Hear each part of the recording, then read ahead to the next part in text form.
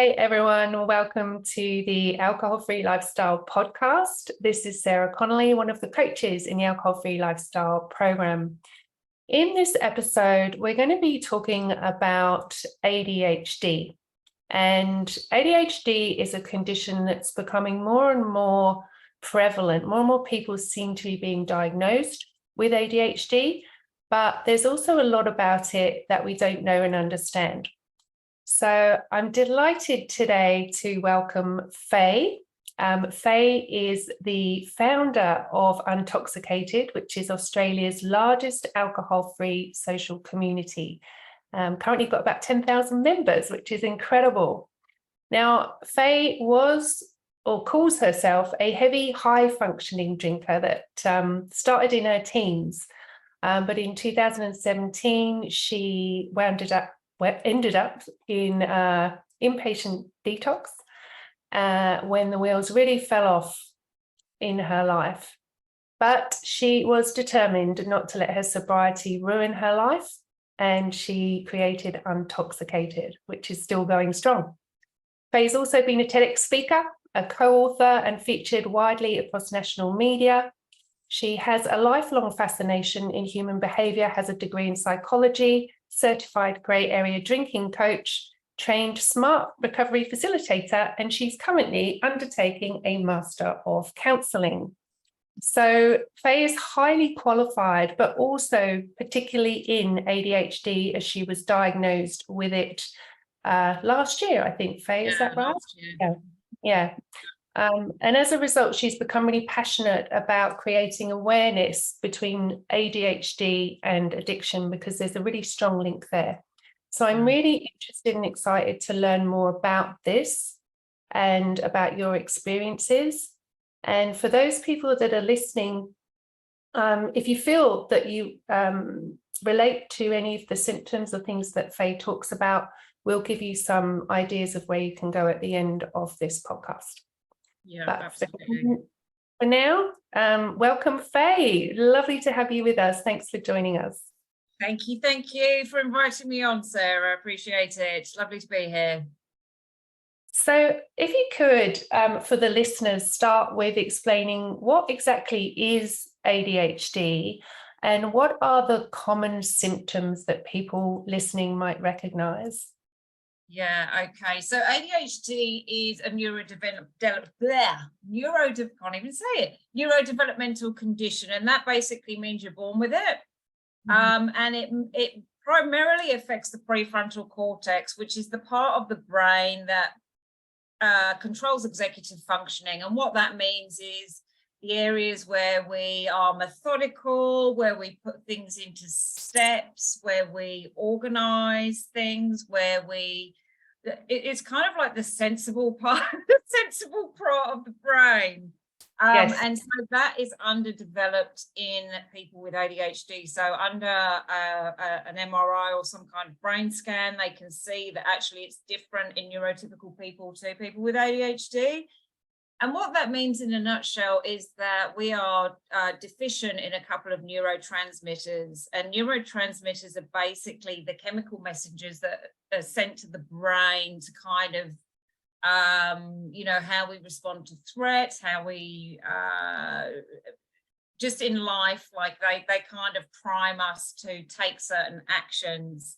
And so dopamine is basically our reward, our motivation, and noradrenaline is the other one, and that is more around your fight or flight, your nervous system, your cognitive functioning. So basically, as my diagnosing psych explained it to me, is ADHD people have two modes: interesting or not interesting, and that's it. There's no in between. So if things are in the interesting category, right? Yeah, we can zone in on that. We can hyper focus. We're like, yep, boom, we're in flow. If it's not interesting, life admin, things that require a lot of concentration and focus, forget it. It's like pulling teeth to get us to be able to do that task. So there are two I guess, primary types of ADHD: inattentive and hyperactive. Or you can be the third, which is the lucky me, I've got both, combined type. So the hyperactive is things like you can't sit still, you're always fidgeting, you're getting up, hyperactivity as well can be internal. So people think of little boys that are, misbehaving in the classroom and like out of control, but it can actually be the inner restlessness that you have within your body and your brain. So your mind is like ding, ding, ding, ding, ding, ding, ding, ding, ding, ding. It's constant. And you can have just this feeling of sort of turbulence, I guess, inside as well. And that can be part of the hyperactivity. The inattentiveness is things like forgetfulness, really poor memory. I can be talking to someone and literally forget their name, even if I've known them for a long time. What is your name again? Time blindness is another one. So we struggle with time. So we will completely underestimate how long things are going to take, and therefore end up taking a huge amount on quite often, and then getting into a state of overwhelm and then burnout because we've taken too much on.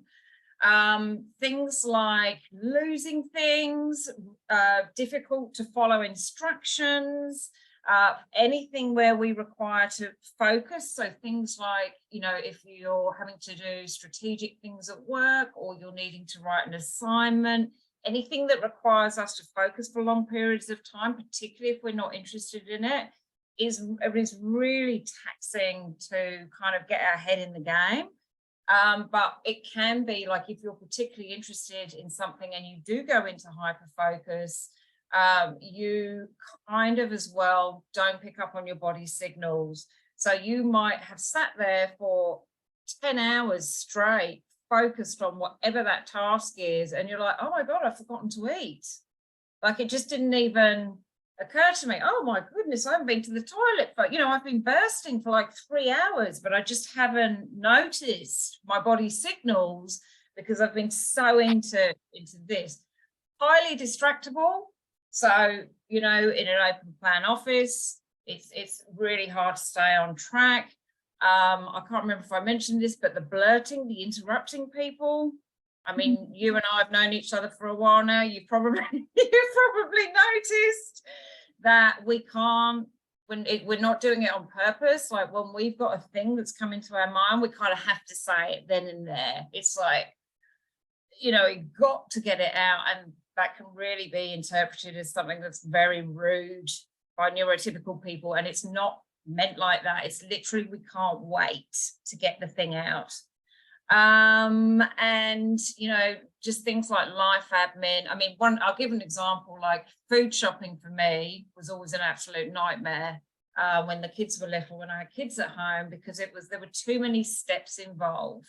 So to think about what you were going to have to eat, for the week ahead, to plan it, to then go to the shops, to have a list that covers everything, to bring it all back home without having forgotten anything, and then to actually follow through and make the meals, was just so hard for my brain. And this was way before that I knew. And we can be quite sensitive to stimulation around us, and emotional regulation can also be part of the condition. So we are quite impulsive, and we can go from 0 to 100 in, quite a short space of time, because we're very reactive to things emotionally. So, and particularly with women, because it's so linked to hormones exacerbating the condition. So you can imagine, when we're in adolescence, puberty, and or menopause, it's almost like a ticking time bomb. You never know what you're going to get any day.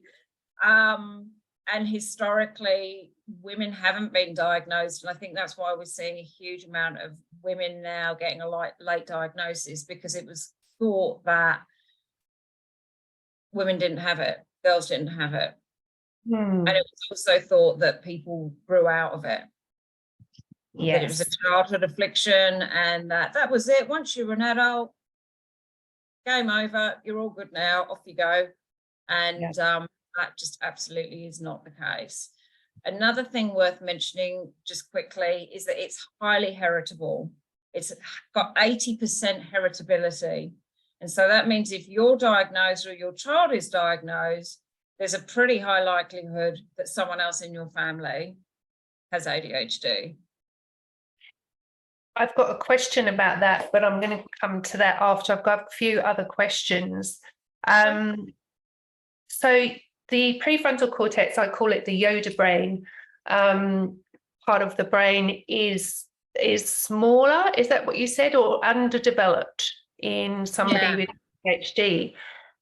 Is then the case, because everything that you're describing here, the lack of self-regulation, the reactivity, the overwhelm, overstimulation, is that because the more primitive part of the brain is more active because the prefrontal cortex is not able to intervene and regulate?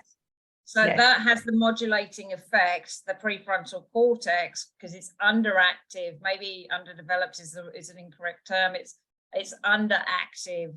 So in most people, that's kind of modulating other parts of the brain. So everything plays nicely together. There's an adult in the room. And because it is underdeveloped, underactive, it doesn't fire up as much under examination, under scans. And so therefore, your kind of primitive brain is, you're more likely to be running the show, running the show. Yeah, so essentially that time that ADHD people are spending in fight flight is probably a lot more than something that's not suffering from ADHD. And for those that are listening, that fight flight state is the state that we get into when we're reaching for alcohol, because we're looking to calm our nervous system. If your nervous system is fired up, like it sounds like it is with ADHD on a regular basis, we're going to talk about how that might affect someone's propensity to become addicted or reliant on substances to calm that overactive nervous system. The other question I had was about heritability, because as we now know that, there are things that are passed on where someone is susceptible to something, but only if the environment activates that susceptibility. Is that the case with ADHD, or is it just ADHD is like, you got it? I think it's my understanding, as not a scientist, is that it's something you're born with. There are many other conditions that can present similarly, and that's often why women are undiagnosed as well, because they are diagnosed with bipolar, they are diagnosed with borderline, they are diagnosed with anxiety and depression, and often that's not actually what it is, it's the ADHD. So it can also be things like PTSD can present similarly, or complex PTSD, personality disorders, so when you are assessed, go through the assessment process, they do need to, ascertain and establish whether those things are the predominant condition, or whether it's the ADHD. And they can co-present, because there's a huge amount of people that have a comorbid mental health condition when they've got ADHD. I think it is up to 80% have at least one additional mental health condition. So which would make sense. But I mean, it kind of makes it pretty murky to be able to diagnose, because there's no kind of, straightforward way to get to that information. Really, it's a process it's an inexact science at the end of the day. So that's a really great kind of picture of what it's like to live with ADHD that Faye has just described, and it sounds fraught and frantic and quite stressful. You yourself, as we said in the intro, have experienced challenges with alcohol to the point where you ended up in a detox. Yeah. And at this point, not knowing that you had ADHD, would you be comfortable to share a little bit about your story? Yeah. And then how that discovery put kind of a new lens on your experience with alcohol? Yep, absolutely. So I think, the part that alcohol played for me. So firstly, I grew up in an environment where there was alcoholism on both sides of my family, going back, certainly on one side a few generations. And so there is an environmental component, I believe, with addiction in terms of what you see modeled in the home. But, also the culture. The UK, Australia, the US, we are alcohol-laden cultures. And so there are those social and cultural norms as well. But for me, I think drinking was, I remember the first time I got really drunk. I was 13 and it switched my brain off. It was like, thank God. Thank God, because it has a calming effect on the frantic ding, ding, ding, ding, ding pinball head that you have quite often with ADHD, that internal hyperactivity that I mentioned earlier. Yeah. And that was it, really, for me. I was like, this is great. This takes me out of this constant state of overthinking, anxiety, trying to manage a bazillion things that are going through my head at once. They say that it's like having 100 tabs open on your laptop, and that's exactly what it's like. It's like, which piece of information am I kind of processing at the moment? It's hard to so with the alcohol, yeah, 100%. And we are attracted quite often to chaos. We are attracted to stressful situations. And I found myself I was a single parent in Australia. I didn't have any family support because I'd moved over with my now ex-husband, who's Australian, and just the levels of stress were off the charts.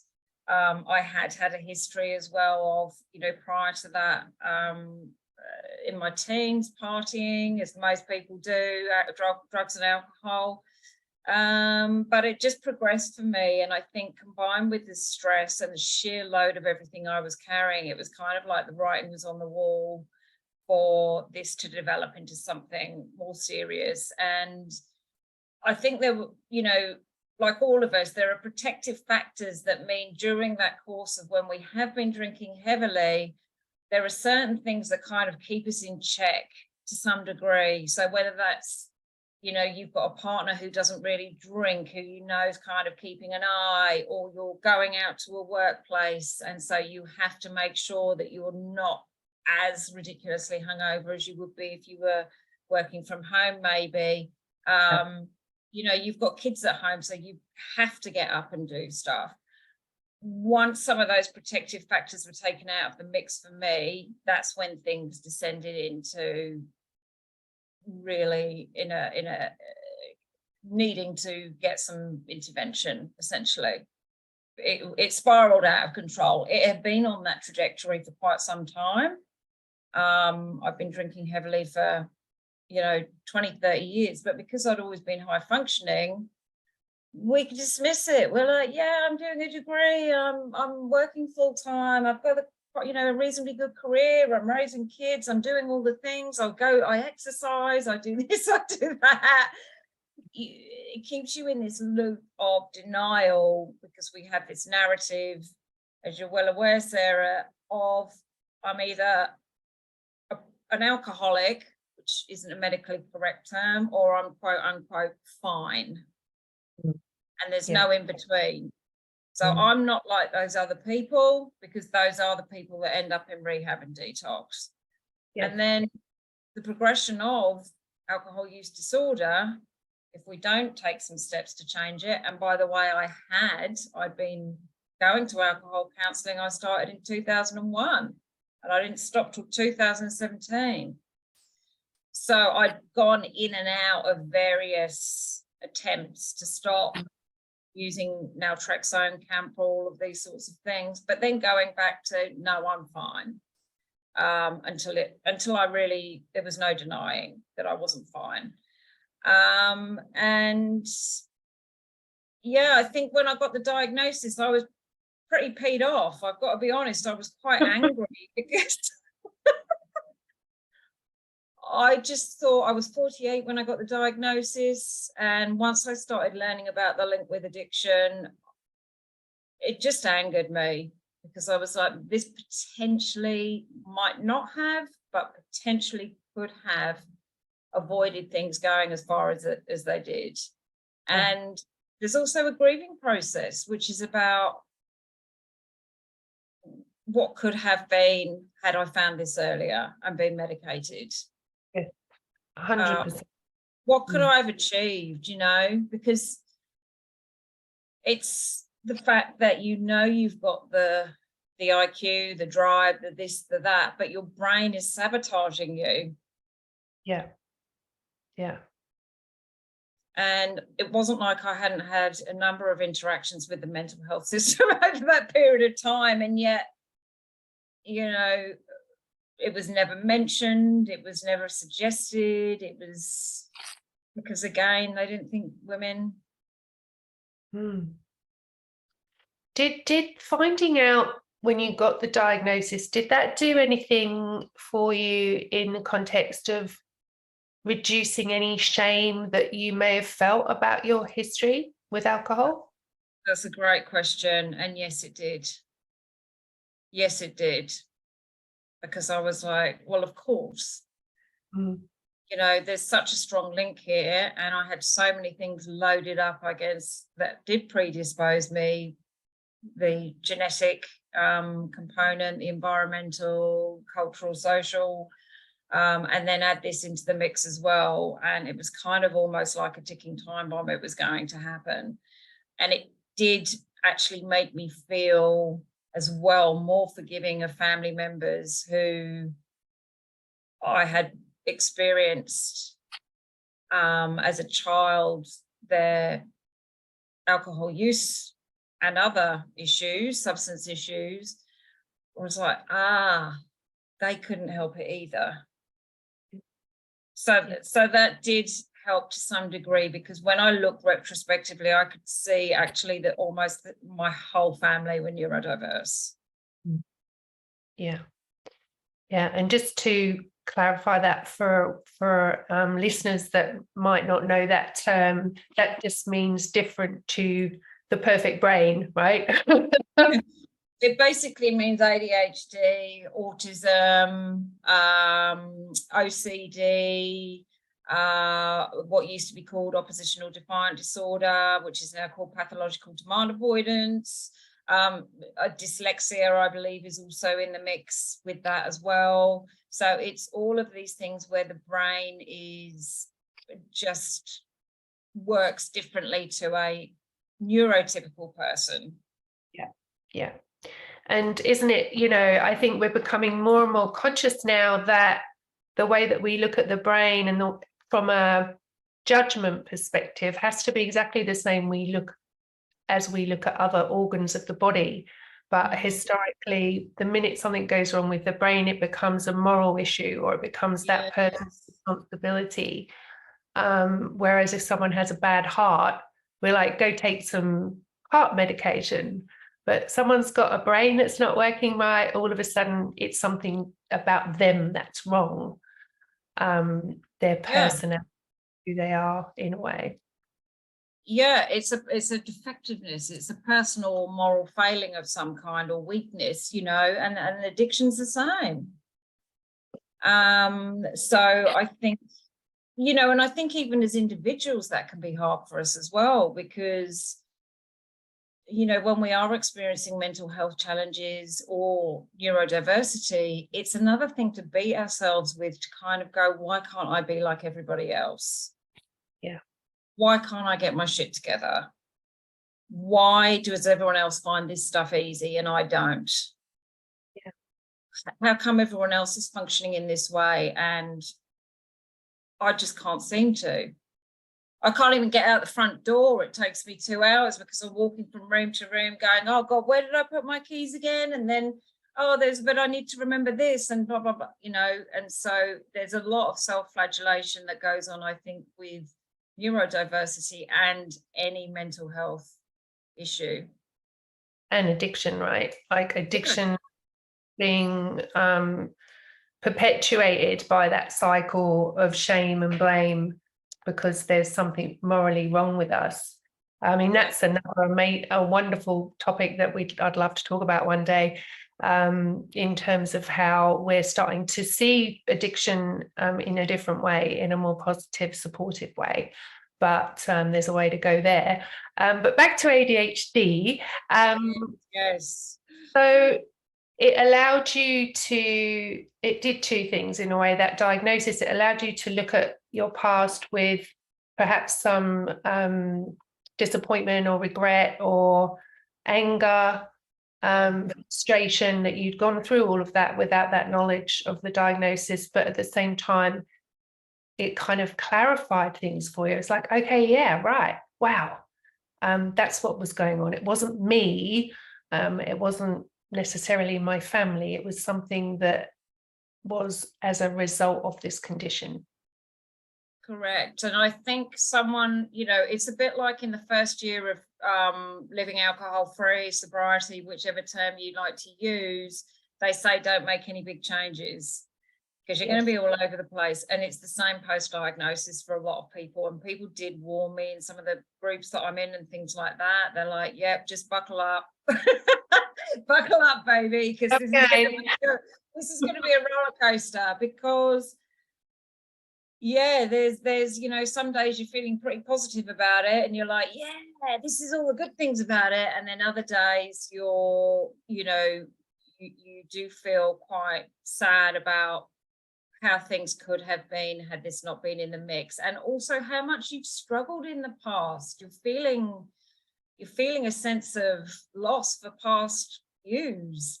That makes sense. You know, it's like, all this time I've had this inner struggle going on, and I kind of just thought this is what everyone had. And now I can see it for what it is, and now I'm validating it.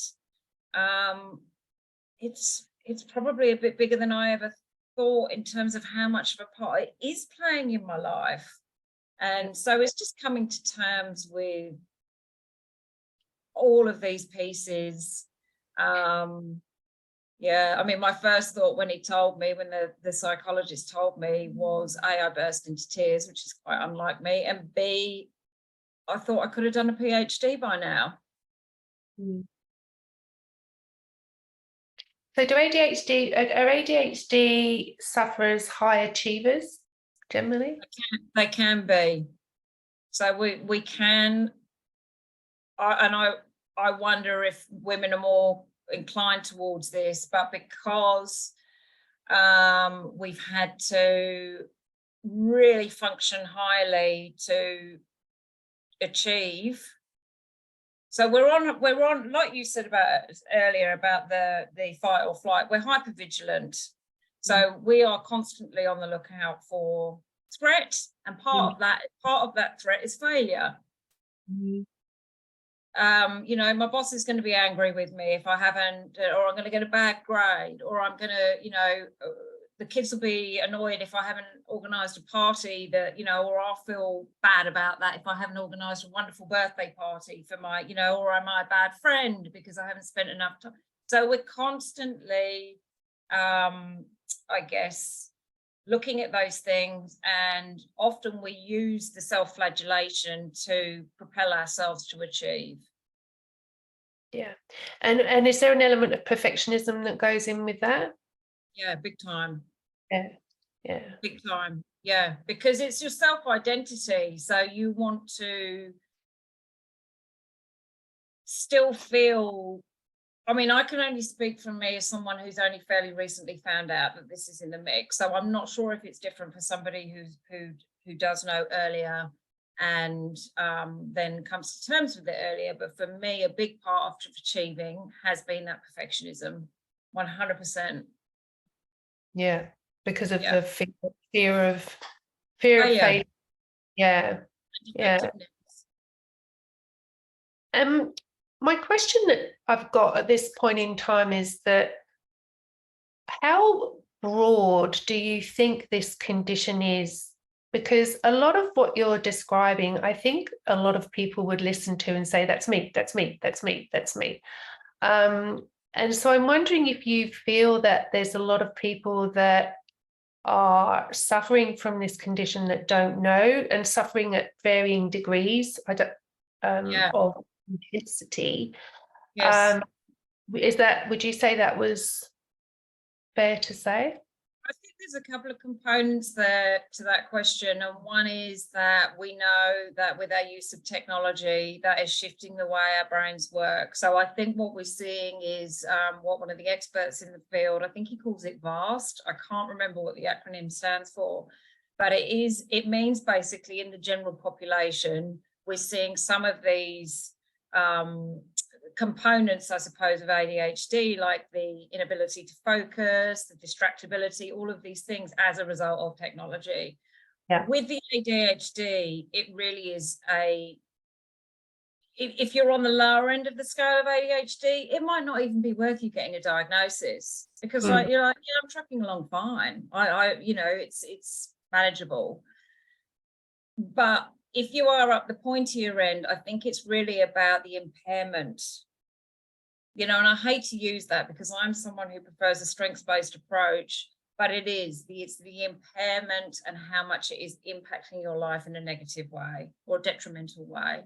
So that's not to say there aren't workarounds, there aren't loads of things you can do, but it's at this point in time, how much is it impacting your life and preventing you from doing the things that you would like to do and or achieving the things you want to achieve, and or your mental health as well. Yeah. So that's where I think kind of if people are listening and they identify with some of the things that I'm talking about, it really is like, to what degree is this causing a problem in your life?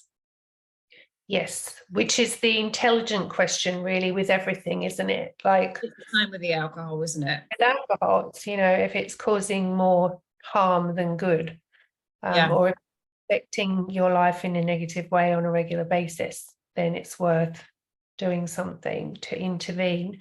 On that note, what, in terms of the ADHD, you've kind of talked about the being in the fight, flight, and overstimulate and all those things. Are they the main reasons why somebody with ADHD might turn to alcohol and end up being addicted? Or is there a host of reasons why someone with ADHD might be more prone to becoming addicted to a substance? Yeah, there's quite a few. So part of that is that baseline lack of dopamine. Yeah. And that means that we are more risk takers, we're impulsive, and that lack of dopamine is leading us to try and get more dopamine so we can be on a par with the general population, basically. And so people with ADHD are much more prone to addiction, and that doesn't just mean substance use disorder of any kind. That can be food, gambling, gaming, sex. We are much more, how can we get, without realizing, obviously, how can we get that dopamine that we are lacking? But I also think, it is what I said before around the feeling like a failure. This cycle of it is so exhausting, of this overwhelm and burnout, taking too much on. And so we're self-medicating trying to switch the brain off. Lots of people have issues with sleep. Low self-esteem the research shows, goes hand in hand with the ADHD because of all these things that I've mentioned. Social anxiety is another big one for people. We're bored. We like instant gratification because we don't have the adult part going, hold on. So we can be short-term thinkers. We're in the here and the now. And so it's just, how can I feel better now? And, you know, switch this thing off. So, and we're emotionally reactive. So we're dysregulated a lot. And that means, you know, if you haven't learned healthy coping mechanisms as well, we're not interested in the longer term solution of like, how do I down-regulate? How do I, you know, go and take the yoga class? We're like, we want it now. Thank you. Yes. Thank you very much. And yeah, so I think it's a combination of all of those things that feed into our need for, or our drive towards substances. Yeah. And I guess that sort of lower dopamine levels, when you do take a substance, whatever it might be, you actually feel more relief than somebody that doesn't have low dopamine and isn't from a stressed state, because you are actually relieving that stress with the alcohol. So it almost is like has a better effect, a nicer effect than somebody that hasn't come from that place of fight flight where they're just having a drink and they're fine. Yes. They'll have the drink and they'll be like, the relief will be so great that it's like, oh, like you said, when you were 13, you felt this, oh my God, the magic elixir has arrived. Big time. And also another thing the research shows is that we're way less likely to complete programs, rehabs, any kind of treatment, again, because of, you know, the inability to think longer term, the impulsivity, the emotional regulation piece, you know, all of these things. That's like, nah, I'm out. Yeah. I'm too hard. So given that we, as far as we know at this point in time, ADHD is a heritable condition. Can we call it a condition? Neurodevelopmental disorder. And it's something that doesn't disappear when you get older, so it stays with you. How can somebody with this condition, how is it treatable, I guess is my question. Partially is the answer to that. So there's a raft of medication that you can use. So you need to go and see a psychiatrist for that. My thoughts are that the earlier you get it, the better, because I think that neuroplasticity when you're younger is much enhanced, and so therefore much more malleable, the brain. And then once you're older, you know, like in your 40s, all those associations and behaviors that the brain understands and the way that we've learned to function, your neural pathways, as you know, they're pretty firmly laid down. Yes. And so the medication has been, for me personally, quite patchy. But they also recommend, I'm not sure the audience, I'm guessing is primarily in the States. Here in Australia, they recommend coaching, ADHD coaching in conjunction with medication, and or CBT is another one. And that has been issued in the clinical guidelines that were released last year. And that's because the medication isn't, you don't just take the medication and boom, that's it, you're fixed. That's unfortunately, this has been very disappointing to me, because I'm going to take the pill. Give it me now. I'm just going to be a normal person now. They reckon that it's up to 50% is the medication. That's like your optimal. And the stimulants have an opposite effect on an ADHD brain in that they calm. Got it. So people think, well, why would you take what effectively is speed or meth from a chemical compound perspective, they're pretty much identical. On a fast moving brain, like surely that doesn't, that's sort of paradoxical. That doesn't make sense, but it calms and provides those neurotransmitters that you're missing. Wow, that's really interesting. Yeah. So if anybody is listening to this podcast and they think that they might be suffering from ADHD, what advice could you give them that, or guidance, should I say? I would recommend to start having a dig around online. If you think that this is something that might be in the mix for you, we are seeing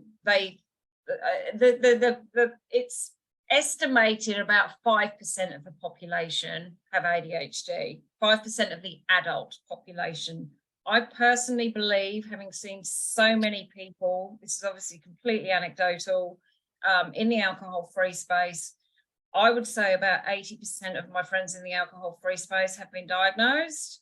And I constantly, every time I do a podcast or speak about this stuff, have people inboxing me and saying, hey, what would you recommend? And then they come back to me a month or two later and they've got a diagnosis.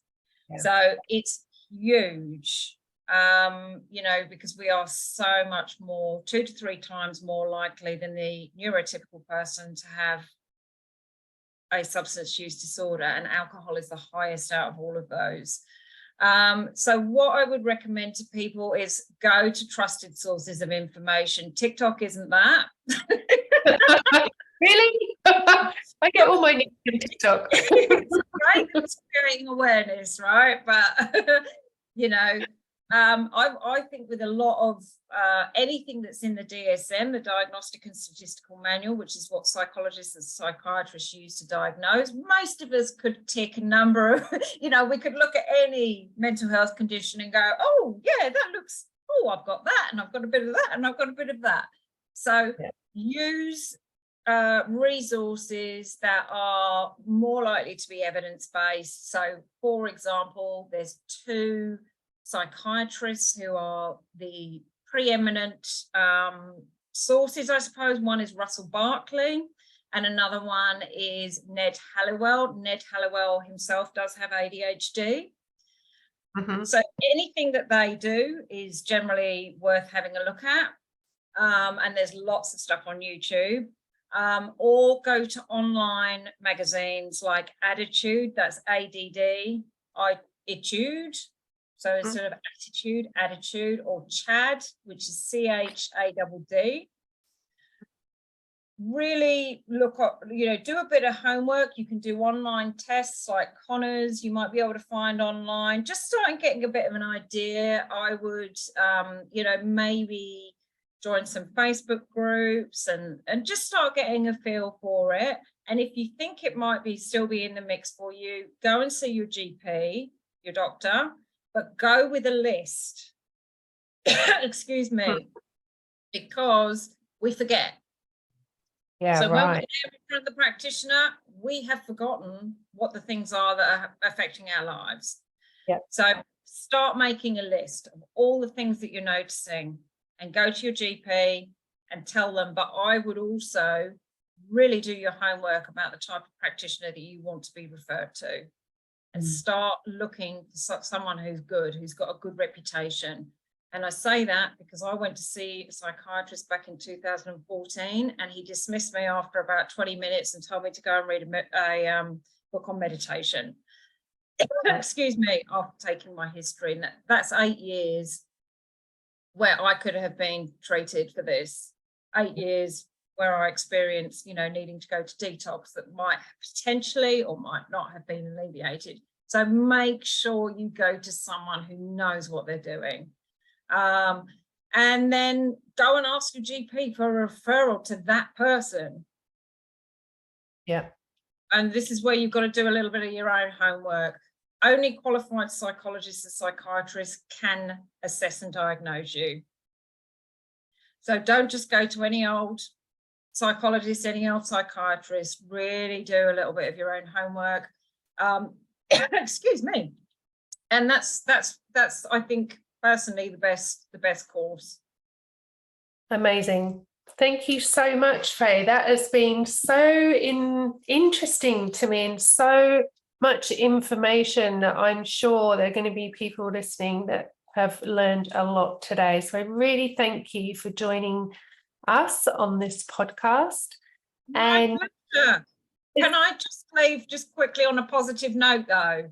Yes, please. Because a lot of what I've said sounds quite negative, and I am in that initial 12 months of discovery of, understanding this, but there are quite a lot of positives as well. So it has been said that our brains are the equivalent of the original hunter-gatherer brains. This is a theory that's been put forward. So even though we are hypervigilant, we are people that, excuse me, have been out there on alert, hunting for food. We are quick, flexible problem solvers, creative. We're able to adapt, challenge really quickly. We thrive in chaos. We're big picture thinkers. We are, very finely attuned to people. So we are, generally quite empathetic and compassionate towards others. And we can get so much done when we're into it. So the key is finding the things you are into, and stop trying to, and I'm working on this myself, trying to fit a round peg into a square hole. Give yourself permission to play to your strengths, because there are lots there when you take a step back from looking at the things where your life isn't going right to looking at, wow, look at all these things that I can do that other people find more challenging. Yeah, I love that. And Faye's testament to the fact that you can do it all and have this ADHD. She's just done so much in her very short time, and she's going to be doing a lot more wonderful things, I know. So I really appreciate you joining us, Faye, and I will put those resources in the link below the podcast. I'll put some links there for anybody that wants to check out more, learn more about ADHD. In the meantime, thank you so much for listening, and a huge thanks to Faye Lawrence. Sorry. Whatever your name is. You might have ADHD, Sarah. Sorry, Lewis, just did a stop there. A huge thank you to Faye Lawrence, who has joined us today, for all of her insights on this topic. And thank you so much for listening to the podcast, and look forward to seeing you soon. Thanks, Sarah.